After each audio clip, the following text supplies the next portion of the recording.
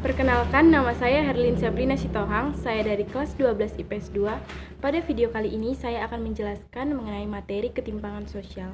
Di sini saya akan menjelaskan pengertian, penyebab, serta dampak dari ketimpangan sosial. Baiklah, pengertian dari ketimpangan sosial. Ketimpangan sosial dapat juga diartikan sebagai kesenjangan sosial. Nah, untuk pengertiannya, ketimpangan sosial dapat diartikan sebagai suatu ketidakseimbangan dalam masyarakat yang mengakibatkan adanya perbedaan yang mencolok dalam kalangan masyarakat. Atau dapat juga kita artikan bahwa ketimpangan sosial itu adalah adanya perbedaan maupun jarak antara kelas atas dan kelas bawah dalam kelompok masyarakat. Maksud dari kelas atas dan kelas bawah itu adalah adanya perbedaan antara si kaya dan si miskin. Selanjutnya, saya akan menjelaskan mengenai penyebab dari ketimpangan sosial. Ada dua faktor yang menyebabkan terjadinya ketimpangan sosial, yaitu faktor alami dan faktor non-alami. Yang pertama, saya akan menjelaskan mengenai faktor alami. Faktor alami adalah faktor yang terjadi bukan karena kehendak manusia, melainkan karena kehendak Tuhan. Contohnya itu yang pertama, adanya perbedaan sumber daya alam.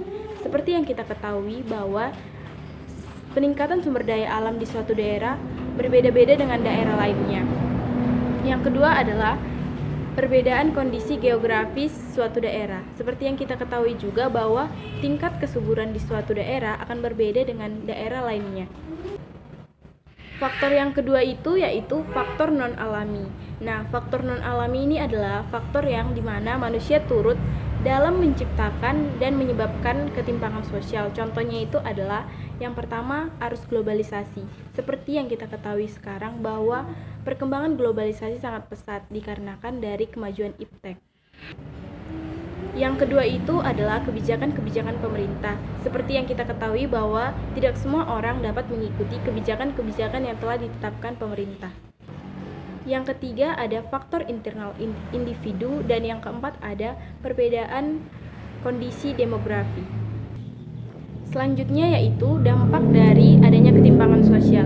Di sini saya akan memberikan contoh satu dampak dari dampak positif dan dampak negatif. Contoh dari dampak positifnya itu yang pertama, adanya atau meningkatnya rasa empati antara satu golongan dengan golongan lainnya untuk menciptakan kesetaraan. Sedangkan dari dampak negatifnya itu yaitu salah satunya meningkatnya atau munculnya rasa egoisme yang tinggi atau kesombongan karena menganggap dirinya lebih tinggi dari yang lain, serta meningkatnya tingkat kriminalitas di suatu daerah. Baiklah, sekian penjelasan dari saya mengenai materi ketimpangan sosial. Sekian dan terima kasih.